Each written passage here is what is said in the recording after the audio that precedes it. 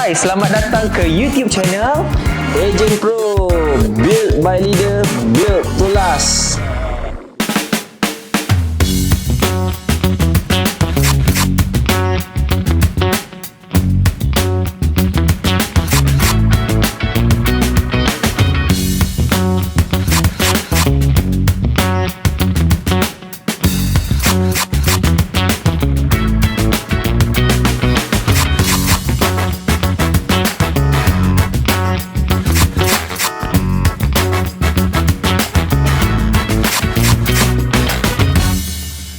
Zaman dah berubah, human pattern berubah. Saya dah pernah dengar kan, human pattern berubah setiap 6 tahun kan. Cara rekrut ejen pun dulu dan sekarang berbeza, maybe. Betul. Betul tak? Betul. Apakah perbezaan orang kata rekrut ejen zaman dulu dan sekarang? Okey, sebenarnya perbezaan antara cara rekrut dulu dengan sekarang ni dia tidak ada beza. Caranya masih lagi sama. Tapi yang membezakannya adalah di mana. Betul lah. Kerana perhatian dan tempat orang berada mengikut zaman dia berbeza. Betul.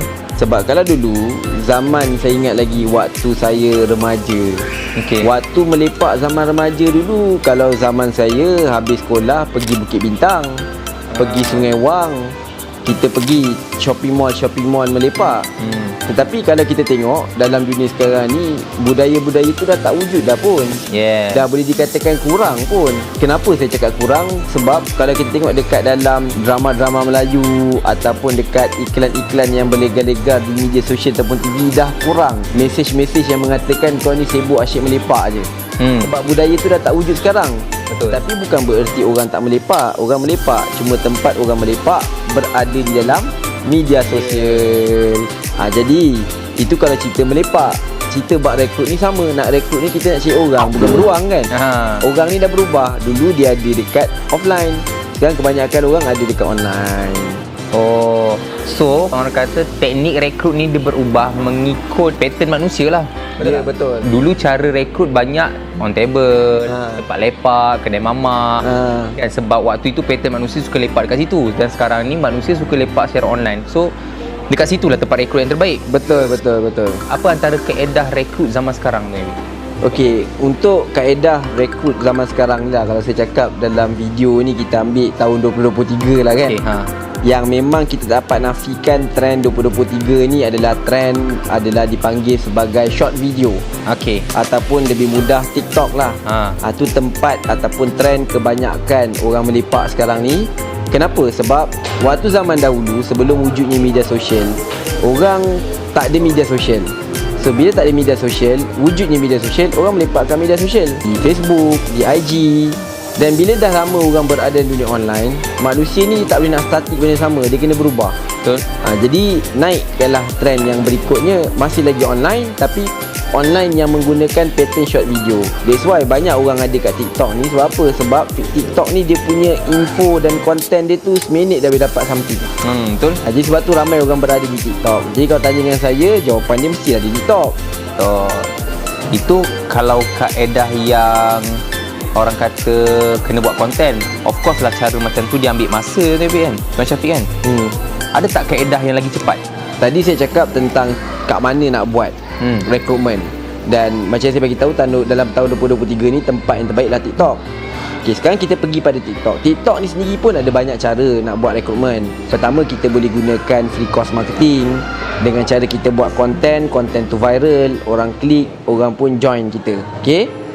Yang kedua, kita juga boleh buat iklan berbayar. Iklan berbayar objektifnya sama, masih lagi nak iklankan pada orang yang ada di TikTok. So in the end of the day, tentang strategi dengan cara ni semua pun boleh buat. Cuma kita kena faham satu hukum lah dalam rekrutmen. Kita ada dua pilihan, nak guna duit atau nak guna masa. Kalau kita rasa macam kita modal tak berapa nak ada, kita gunakan masa modal kita. Betul. Kita buat iklan yang percuma. Tapi kalau katalah kita ni ada duit, janganlah guna iklan percuma, gunalah iklan berbayar. Memanglah kita kena bayar duit, tapi masa kita pendek. Ya.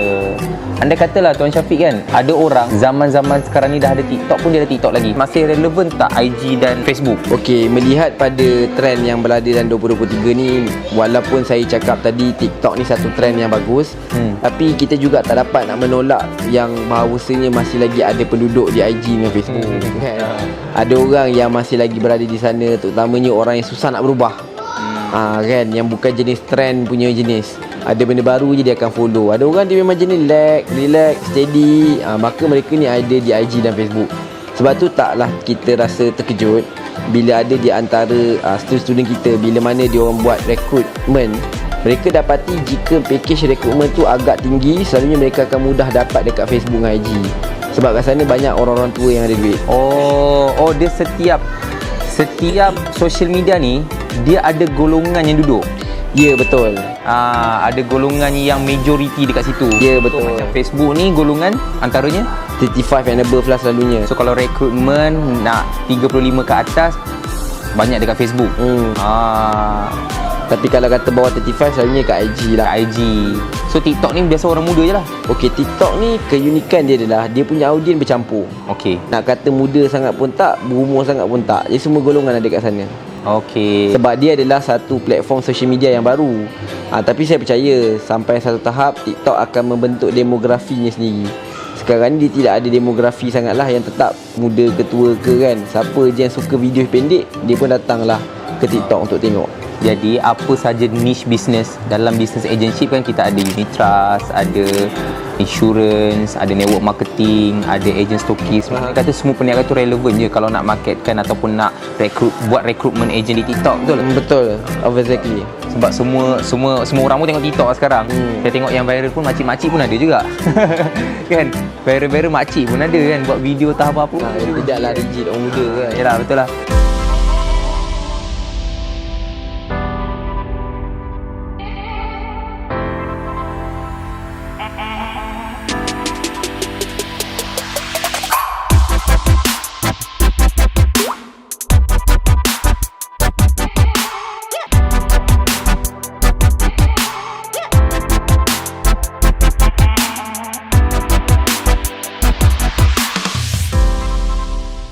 Okey, ada tak Tuan Syafiq tips untuk rekrut agent atau staff yang bagus zaman sekarang untuk founder leader? Okey, tips untuk rekrut agent dan staff yang bagus dalam zaman sekarang ni adalah, pertama sekali kita kena tengok dari segi sudut character fit.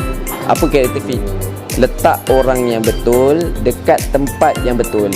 Isu kita ni kadang-kadang kita letak orang yang tak betul dekat tempat yang tak betul dan kita rasa orang tu salah. Sedangkan salah tu bukan salah dia, salah tu salah kita. Sebab kita yang tak tahu nak kenal potensi dia. Sebab tu skill set yang mahal dalam membina kumpulan adalah kita kena skill mengenal orang. Barulah kita boleh letak orang yang betul dekat tempat yang betul. Benda baru ni. Ya, bila letak kat tempat betul maka dia akan perform. Simple. Macam mana nak tahu orang tu betul atau tak, karakter dia tu? Cara ringkasnya, macam mana nak tahu karakter tu orang yang betul ataupun tidak? Cara paling mudah adalah dengan kita buat test. Yang mana dekat market sekarang ni banyak dope test lah, DISC lah kan. Tapi test-test ni kita dapat mengenal karakter awal orang tu sebelum dia masuk. Dan kalau ikut pengalaman saya secara peribadi, bila mana saya rekrut team, kalau saya guna kaedah dope test ni, tak pernah lagi yang miss dan dapat salah orang. Kebanyakan yang akan dapat orang yang betul, insyaAllah. Alright. Cuba cerita sikit Tuan Syafiq, apa itu dope test? Dope test? Apa tu dope test? Dope test ni basically adalah merupakan personality test, yang mana di hujung personality test tu kita akan dibahagikan kepada 4 ekor burung. Apa tu man? Bomboyo. Okey. Yang pertama adalah eagle, owl, peacock, dove. 4 burung. So 4 burung ni ada makna tersendiri di sebalik karakter tersebut. Jadi bila kita tahu, contohnya dia buat test, dia ni eagle, kita dah boleh baca karakter awal dia macam mana. Soalan dia adalah fit tak dia dengan tempat tu. Tadi apa burungnya? Eagle, peacock, dove, owl. Okey, eagle ni karakter dia macam mana? Eagle ni selalunya karakter dia adalah karakter yang go-getter, suka memimpin, suka lead. Jadi kalau anda berada dalam satu keadaan yang mana organisasi tempat kerja anda tu memerlukan seseorang yang boleh independen tanpa anda perlu pegang tangan, maka anda cari eagle. Antara position ataupun job scope yang sesuai untuk eagle ni sesuai untuk tu siapa? Macam mana? Dia tak ada sesuai. Sale ke tak? Dia tak ada. Tapi selalunya kita akan letak mereka ni orang di dalam level managerial lah. Okey, biasanya managerial tu eagle lah. okey lah, dia kena baru boleh memimpin. Kalau macam social media? Social media ni, kalau kita tengok dalam social media ni, ramai orang beranggapan kerja social media ni sekadar buat posting yang mana nak memenuhkan posting dekat wall ni, memecah kesunyian hening page. Tetapi kita kena faham dulu social media yang sepatutnya bukan begitu. Dia kena ada satu mindset untuk menarik perhatian orang, untuk dapatkan attention orang. Itulah skill set sebagai seorang social media. Jadi menjawab pada soalan karakter yang macam mana sesuai, selalunya saya akan cari orang-orang yang ada eagle ataupun orang yang ada peacock dan orang yang ada dove. Saya jarang cari owl. Berbanding dengan saya cari digital marketing, yang itu memang saya akan cari owl yang tinggi. Okey. Tadi Tuan Syafiq dah cerita pasal eagle. Peacock tu macam mana karakter dia? Okey, peacock ni karakter dia adalah dia orang yang suka bercakap. Okey. Suka mempengaruhi orang, ataupun bahasa mudah dia adalah orang yang mencapap lah. Jadi itulah karakter sebenar peacock. Jadi peacock ni kalau kita letak dekat dalam unit jualan ataupun customer service, jangan risau, kita punya klien tidak akan rasa sunyi. Okey. Saya rasa saya dah tahu saya burung apa. Okey, alright, peacock. Okey. Tu peacock, dove. Okey, dove ni selalunya orang yang bagus dalam benda-benda berkaitan copywriting, penulisan. Dan dia juga bagus untuk sales sebab dove ni ada satu karakter yang mana dia boleh letakkan diri dia dekat tempat orang. Okey. Dia ada empathy. Itu kelebihan pada dove. Okey. So dah nampak dah siapa isteri saya. Lepas tu yang last kali owl. Owl ni karakter dia macam mana Tuan Syafiq? Owl ni orang yang kurang ada perasaan. Dia memang detail, objektif. Dia memang orang yang angka, memang perfectionist selalunya lah. Itulah karakter-karakter orang owl. Selalunya kita akan letak dia orang ni dekat bahagian-bahagian check account, admin. Alright. So yang menonton video ni kan, mungkin lepas ni boleh explore apa itu doc test. So boleh gunakan ujian doc test ni kepada bakal staff atau bakal ejen anda, prospek kan. So boleh kenal pasti mereka ni burung yang mana, dan dekat situ kita boleh letakkan mereka di tempat yang betul lah. Yes, exactly. InsyaAllah. So seterusnya, tadi saya ada tanya tentang doc test. Yang ini salah satu kaedah lagi yang kita boleh guna pakai untuk kita kenal pasti orang yang tepat untuk berada di posisi yang tepat kan, iaitu colour brain.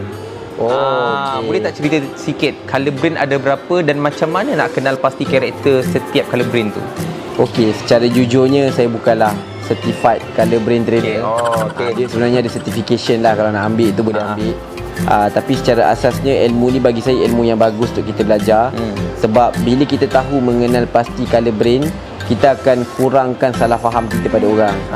Kita akan lebih mudah memahami orang, dan kita akan lebih mudah untuk dapat kerjasama daripada orang lain. Dan secara asasnya ada 4 jenis colour. Pertama adalah green brainer, yang kedua adalah blue brainer, ketiga adalah red brainer, dan yang keempat adalah yellow brainer. Setakat ini yang saya tahu, saya tak tahu. Blue brainer tadi nak test. Blue, purple, red, yellow. Ini bangang dengan siapa? Bodoh ke? Aku pun jam. Aku macam otak aku jatuh. Aku nak kutip, hilang. green. Alright, Green. Yellow. Yellow tu otak kuning kan, lain macam kan. Stop it. Get some help. Okey, tapi 4 jenis colour otak ni lah. Dan setiap colour otak ni dia ada cara pemprosesan yang berbeza-beza. Contohnya kita ambil orang yang green brainer. Orang yang green brainer ni dia ada satu bentuk pemikiran polanya adalah orang yang memang dia mudahnya dia ni laju, cepat. Kalau dia nak buat tu dia tak suka plan-plan, fikir panjang, tak suka. Dia nak buat, dia buat terus. Memang hijau, redah aja kalau bahasa orang. Tapi kekurangan lah, green brainer ni selalunya akan ada isu-isu cuai, lepas pandang, sebab dia tak buat satu benda tu dipikir panjang.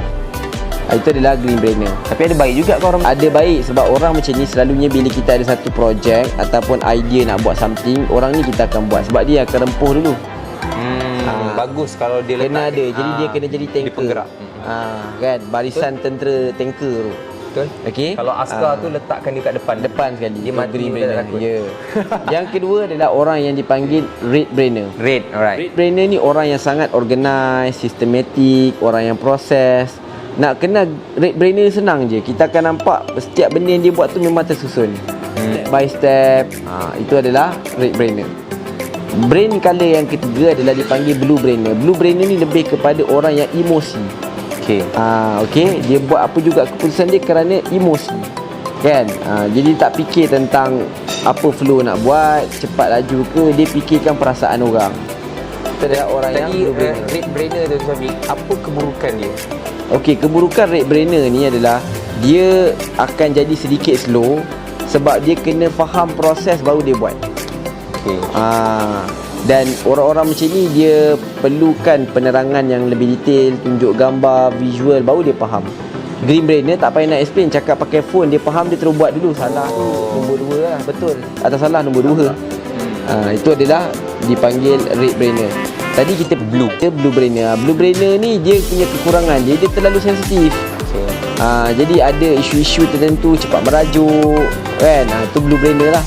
Dan last sekali adalah purple brainer. Purple brainer ni adalah orang yang mana detail. Dia tak macam merah. Merah ni orang yang proses.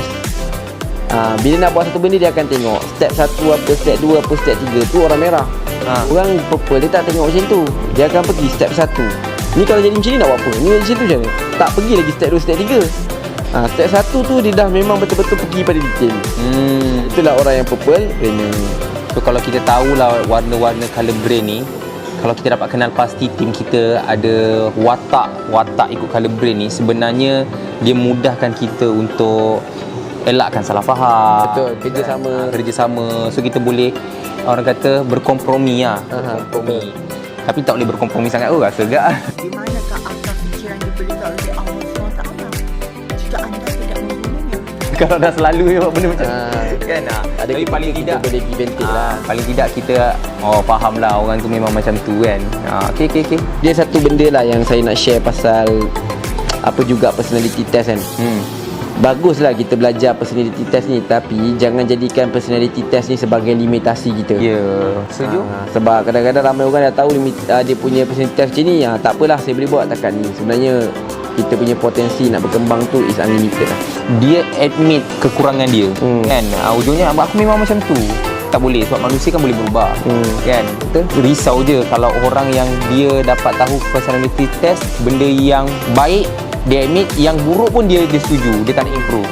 Sedangkan memang kita kena jadi lebih baik. Kalaulah kita ni boleh admit, tak adalah Allah kata kita kena jadi lebih baik daripada semalam.